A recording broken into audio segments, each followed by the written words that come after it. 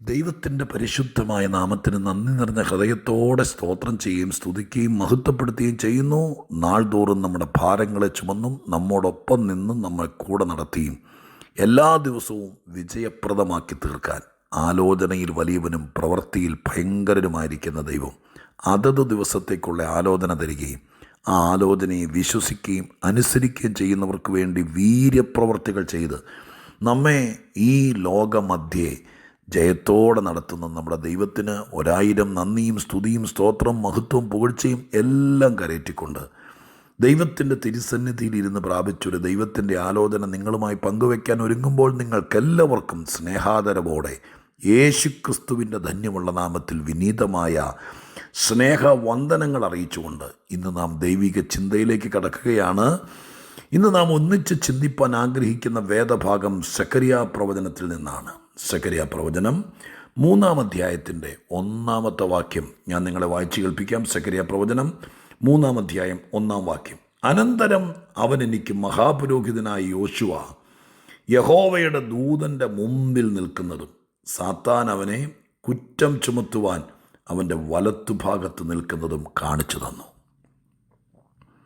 അനന്തരം അവൻ എനിക്ക് മഹാപുരോഹിതനായ യോശുവ യഹോവയുടെ ദൂതൻ്റെ മുമ്പിൽ നിൽക്കുന്നത്, സാത്താൻ അവനെ കുറ്റം ചുമത്താൻ അവൻ്റെ വലത്തുഭാഗത്ത് നിൽക്കുന്നതും കാണിച്ചു തന്നു. സെഖര്യാവിന് ദൈവത്തിൻ്റെ ദൂതൻ ചില കാഴ്ചപ്പാടുകൾ കാണിച്ചു കൊടുക്കുകയാണ്. സെഖര്യാ പ്രവചനത്തിനകത്ത് അനവധി വെളിപ്പാടുകളുണ്ട്. ദാർശനികമായിരിക്കുന്ന ഒരു പ്രവചന ഗ്രന്ഥമാണ് സെഖര്യാ പ്രവചനം. കാഴ്ചപ്പാടും ദൂതും ഒരുമിച്ച് വരുന്നു. സെഖര്യാവ് പല കാര്യങ്ങൾ കാണുകയാണ്. അങ്ങനെ കാണുന്നതിനിടയിൽ ഒരു വെളിപ്പാട് കാണുന്നു. വെളിപ്പാട് എന്തെന്നറിയുമോ? ദൈവത്തിൻ്റെ ദൂതൻ്റെ മുമ്പിൽ എന്ന് പറയുന്നത് ദൈവത്തിൻ്റെ മുമ്പിൽ തന്നെയാണെന്ന് അവിടെ വായിക്കുമ്പോൾ നമുക്ക് മനസ്സിലാക്കാൻ കഴിയും. അപ്പോൾ ദൈവത്തിൻ്റെ മുമ്പിൽ മഹാപുരോഹിതനായിരിക്കുന്ന യോശുവ നിൽക്കുന്നു. ദൈവത്തിൻ്റെ മുമ്പിൽ നിൽക്കുന്ന യോശുവയുടെ തൊട്ട് സമീപേ സാത്താൻ നിൽക്കുന്നു. വലത്തുഭാഗത്ത് നിന്നാണ് എഴുതിയിരിക്കുന്നത്. തൊട്ടടുത്ത് സാത്താൻ നിൽക്കുന്നു. സാത്താൻ്റെ ഉദ്ദേശം കുറ്റം ചുമത്താനാണ്. ആരെ? യോശുവയെ കുറ്റം ചുമത്താൻ. കുറ്റം ചുമത്തിയോ? ചുമത്തി. എന്നിട്ട് വല്ലതും ഫലിച്ചോ? ഏറ്റില്ല. ഈ ഭാഗത്ത് നിന്ന് ചില കാര്യങ്ങൾ നിങ്ങളുമായി പങ്കുവയ്ക്കാൻ എൻ്റെ മനസ്സ് വ്യഗ്രത കൊള്ളുകയാണ്. വേദപുസ്തകത്തിൽ പലരും അവകാശപ്പെട്ടിട്ടുണ്ട്, ഞാൻ ദൈവത്തിൻ്റെ മുമ്പിൽ നിൽക്കുന്നവനാണ്. ചിലരോട് ദൈവം ആവശ്യപ്പെട്ടിട്ടുണ്ട്, എൻ്റെ മുമ്പാകെ നിൽക്കുക. ദൈവമുമ്പിൽ നിൽക്കുക എന്ന് പറയുന്നതൊരു പദവിയാണ്, ഒരാത്മീക ലക്ഷണമാണ്.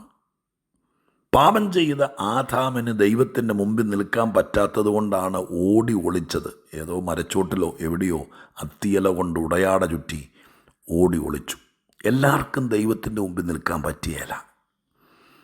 പഴയ നിയമകാലത്ത് ഫെലിസ്ത്യരുടെ അടുക്കൽ യഹോവയുടെ പെട്ടകം കൊണ്ടുവച്ചപ്പോൾ അവർക്ക് മുഴുവൻ വലിയ പ്രശ്നങ്ങളും രോഗങ്ങളും നേരിട്ടപ്പോൾ അവർ തമ്മിൽ ചോദിച്ചൊരു ചോദ്യം ശൗമേലിൻ്റെ പുസ്തകത്തിൽ ഞാൻ വായിച്ചിട്ടുണ്ട്. ഈ ദൈവത്തിൻ്റെ മുമ്പിൽ നിൽക്കാൻ ആർക്ക് കഴിയും? എല്ലാവർക്കും കഴിയുന്നൊരു കാര്യമല്ല ദൈവത്തിൻ്റെ മുമ്പിൽ നിൽക്കുക എന്ന് പറയുന്നത്. ദൈവത്തിൻ്റെ മുമ്പിൽ നിൽക്കുക എന്ന് പറയുന്നത് അക്ഷരീകമായിട്ട് നാം പോയി ഒരു ഹെഡ് മാസ്റ്ററുടെ മുമ്പിൽ നിൽക്കുന്നത് പോലെ ഒരു മേശയ്ക്കിപ്പുറം നിൽക്കുന്ന ഒരു സീൻ ഈ ജഡത്തിൽ ജീവിക്കുമ്പോൾ ഉണ്ടാകില്ല.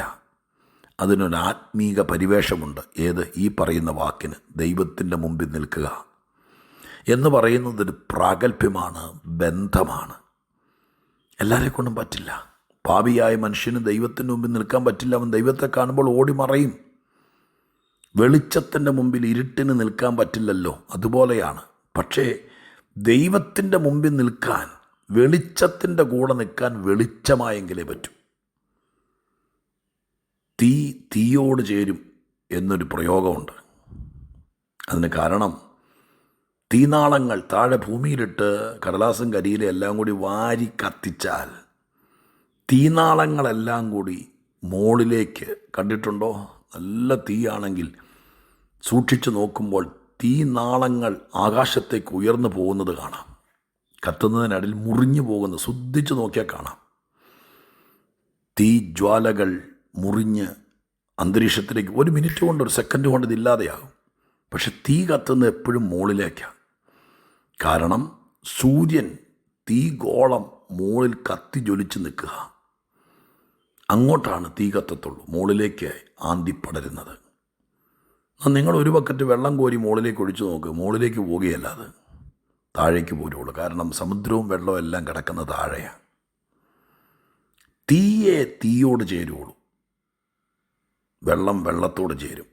തീ മുകളിലേക്ക് കത്തും, വെള്ളം താഴേക്ക് വരും. അതൊരു തത്വമാണ്. എന്നതുപോലെ ദൈവത്തിൻ്റെ മുമ്പിലേക്ക് നമുക്ക് നിൽക്കണമെങ്കിൽ നാം വെളിച്ചമായെങ്കിലേ പറ്റൂ, അല്ലാത്തവർക്ക് പറ്റിയല്ല. അനക്ക് ദൈവം വെളിച്ചമാണ്. ഇരുട്ടിന് വെളിച്ചത്തിന് മുമ്പിൽ നിൽക്കാൻ പറ്റില്ലല്ലോ. എന്നതുപോലെ തന്നെ അപ്പോൾ യോശുവ വസ്ത്രം മുഷിഞ്ഞിരിക്കുന്നു എന്നൊരു കുറ്റമാണ് സാത്താൻ ചാർത്താൻ വേണ്ടി വന്നിരിക്കുന്നത്. പക്ഷെ ഇവിടെ ഞാൻ ഇന്ന് ശ്രദ്ധിച്ചപ്പോൾ കണ്ടത്, മുഷിഞ്ഞാ നിൽക്കുന്നതെങ്കിലും ചിലപ്പോൾ മുഖം വാടിയായിരിക്കും നിൽക്കുന്നത്, ചിലപ്പോൾ ക്ഷീണിച്ചായിരിക്കും നിൽക്കുന്നത്. ചിലപ്പോൾ യോശുവയ്ക്ക് പിടികിട്ടി കാണും, സാത്താൻ എന്നെ വല്ലാതെ കുറ്റം ചുമത്തി കളിയാക്കി നിന്ദിച്ച് ദൈവത്തിൻ്റെ മുമ്പിൽ പോലൊരു കുറ്റവാളിയെപ്പോലെ ചിത്രീകരിച്ച് എൻ്റെ മനസാക്ഷിക്കകത്ത് മുഴുവൻ ഭാരമിട്ട് അങ്ങനെ വാടി നിൽക്കുകയായിരിക്കും. ഞാൻ പലപ്പോഴും പറഞ്ഞിട്ടുള്ളതുപോലെ ഇങ്ങനൊരു വാക്യം വായിക്കുമ്പോൾ കുറച്ചു നേരം കണ്ണടച്ച് ആ രംഗം ഒന്ന് കാണും. നിങ്ങൾക്കത് പറ്റുന്നുണ്ടോയെന്നറിയില്ല. അങ്ങനെ ശീലിച്ചാൽ ഒത്തിരി ദൈവാത്മാവ് നമുക്ക് റിവീൽ ചെയ്ത് തരും. ഞാൻ നോക്കുമ്പോൾ യോശുവ പൊട്ടിച്ചിരിച്ചുകൊണ്ട് മുണ്ടും മടക്കി കുത്തി എന്നാൽ കാണിച്ചു തരാം എന്നുള്ള സ്റ്റൈലിലല്ല, ദൈവത്തിൻ്റെ മുമ്പിൽ കുറ്റം ചാർത്തിയതുകൊണ്ട്, തൻ്റെ വസ്ത്രം മുഷിഞ്ഞതുകൊണ്ട് തലകുനിച്ച് ഒരു പ്രതിക്കൂട്ടിൽ നിൽക്കുന്ന ആളെപ്പോലെ ആയിരിക്കും നിൽക്കുന്നത്.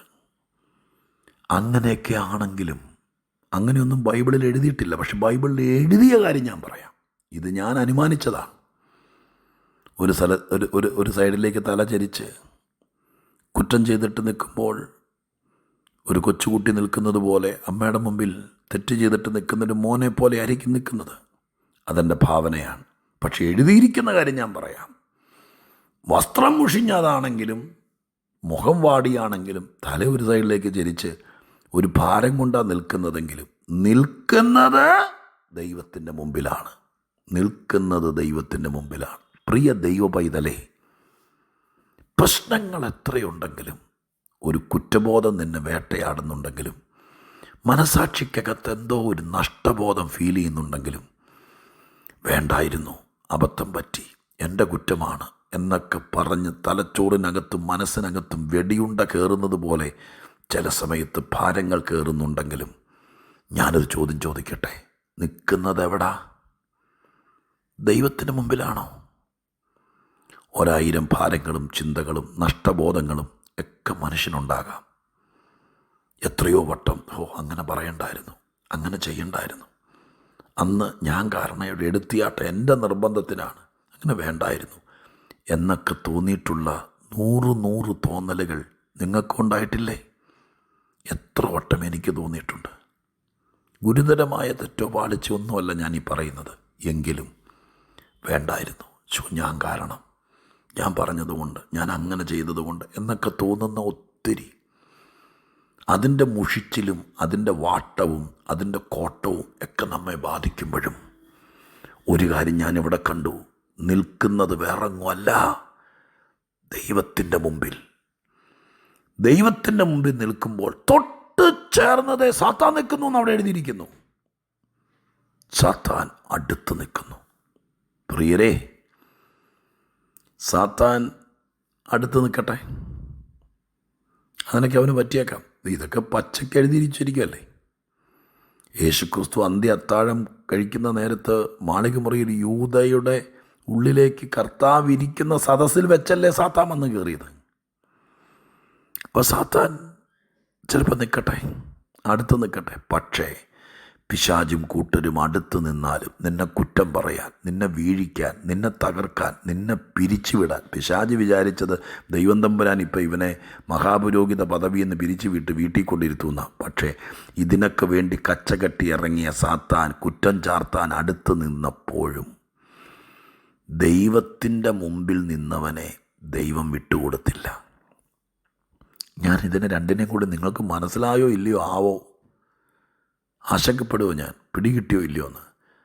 ചേട്ടാ, പിശാച് നിൻ്റെ അടുക്ക നിന്നാലും, നിൻ്റെ വലത്ത് ഭാഗത്ത് നിന്നാലും, നിൻ്റെ വീടിൻ്റെ മുമ്പിൽ വേറൊരു 10 സെൻറ്റ് സ്ഥലം മേടിച്ച് സാക്ഷാൽ സാത്താൻ വീട് വെച്ച് നിന്നെ തന്നെ ടാർഗറ്റ് ചെയ്ത് അവിടെ തിണ്ണയിൽ കസേരയിട്ട് നിൻ്റെ വീട്ടിലേക്ക് നോക്കി തോക്കും പിടിച്ചുകൊണ്ട് ഇങ്ങനെ വെടിവെക്കാൻ നിന്നാലും, പണ്ട് ദാനിയേൽ ബാബിലോണിലായിരുന്നപ്പോൾ ചിലരിങ്ങനെ കണ്ണിൽ എണ്ണ ഒഴിച്ച് കാത്തിരുന്നില്ലേ എങ്ങനെയെങ്കിലും ഒതുക്കാൻ വേണ്ടി? അങ്ങനെ ഇരുന്നാലും നീ ദൈവത്തിൻ്റെ മുമ്പിലാണ് നിൽക്കുന്നതെങ്കിൽ ഒന്നും അവൻ്റെ വെടിയുണ്ടകൾ ഏക്കത്തില്ല. ദൈവത്തിൻ്റെ മുമ്പിൽ നിന്ന് മാറരുത്, ആ തിരുസാന്നിധ്യം വിട്ട് പോകരുത്, കർത്താവിൻ്റെ കണ്ണിന് മുമ്പിൽ നിന്ന് മാറിപ്പോകരുത്. നിന്നെ തന്നെ ലക്ഷ്യമാക്കി നിന്നെ തന്നെ ടാർഗറ്റ് ചെയ്ത് സാത്താൻ്റെ അവിടെ ചുറ്റുവട്ടത്തെ എവിടെ അടുത്ത് നിൽക്കുന്നുണ്ട്. അതുകൊണ്ട് ഞാൻ എന്ത് ചെയ്യും? വസ്തു വിറ്റ് പോവുകയല്ല, ദൈവത്തിൻ്റെ മുമ്പിൽ നിന്ന് മാറരുത്. അതുകൊണ്ട് ഈ 1-ാം വാക്യത്തെ ഞാൻ ഇഴപിരിച്ചെടുത്ത് ഒരു സന്ദേശം ഉണ്ടാക്കി ടൈറ്റിൽ ചെയ്തിരിക്കുക, ദൈവത്തിൻ്റെ മുമ്പിൽ നിൽക്കുന്ന ഭക്തനും അരികെ നിൽക്കുന്ന സാത്താനും. സാത്താൻ അരികെ നിന്നാലും, ഞാൻ പറഞ്ഞതുപോലെ ഒരു ഭിത്തിയുടെ കനം അപ്പുറത്തെ ഫ്ലാറ്റ് സാത്താൻ വന്ന് മേടിച്ചാലും, ഒപ്പം തന്നെ നീ എങ്ങനെയെങ്കിലും വാരിക്കെട്ടി പിള്ളേരെ വിളിച്ചുകൊണ്ട് പ്ലാസ്റ്റിക് യാക്കിനകത്ത് എല്ലാം കൂടി കുത്തി നിറച്ച് ലിഫ്റ്റ് ഇറങ്ങി പോകാനൊന്നും നോക്കരുത്. ദൈവത്തിൻ്റെ മുമ്പിൽ തന്നെ നിൽക്കുക.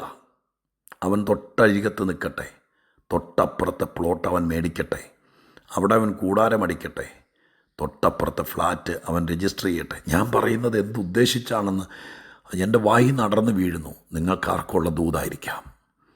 എന്താണെങ്കിലും പിശാച് അടുത്ത് കിടന്നാലും, അടുത്ത് താമസിച്ചാലും, അടുത്ത് നിന്നാലും, നീ നിൽക്കുന്നത് ദൈവ മുമ്പിലാണെങ്കിൽ കർത്താവ് നിന്നെ വിട്ടുകൊടുക്കില്ല.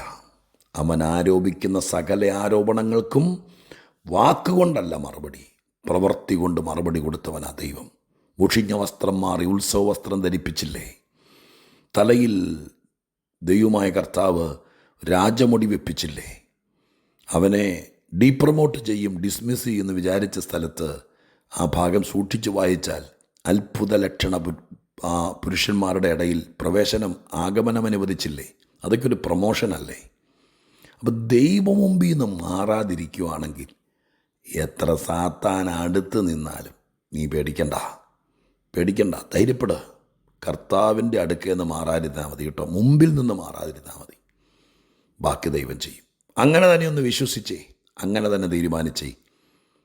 അവൻ എത്ര അടുത്ത് മുട്ടിച്ചേർന്ന് വന്നാലും ഞാൻ എൻ്റെ ദൈവത്തിന് മുമ്പിൽ നിന്ന് മാറത്തില്ല. അത്രയും തീരുമാനിച്ചാൽ മതി, ബാക്കി ദൈവം ചെയ്യും. ഇനി ഞാൻ പ്രാർത്ഥിക്കാം. പരിശുദ്ധ ദൈവമേ, ഞങ്ങളുടെ സ്വർഗീയ പിതാവേ, ഈ സന്ദേശത്തിനായി, ഈ 1-ാം വാക്യത്തിലെ ചിന്തയ്ക്കായി സ്തോത്രം. ഒത്തിരി പേരോട് അടുത്ത് നിന്ന് അപവാദം പറയാൻ ഈ പിശാചാകുന്ന ദുഷ്ടൻ ശ്രമിക്കുന്നുണ്ടാകും. നാഥ, അങ്ങയുടെ മുമ്പിൽ നിൽക്കുന്നിടത്തോളം ഞങ്ങളെ അങ്ങ് വിട്ടുകൊടുക്കില്ലെന്നറിയാം. ഞങ്ങളത് വിശ്വസിക്കുന്നു. എന്നെ കേൾക്കുന്ന പ്രിയപ്പെട്ടവരെല്ലാം ഈ വിധത്തിൽ കരുതണം. യേശുവിൻ നാമത്തിൽ തന്നെ.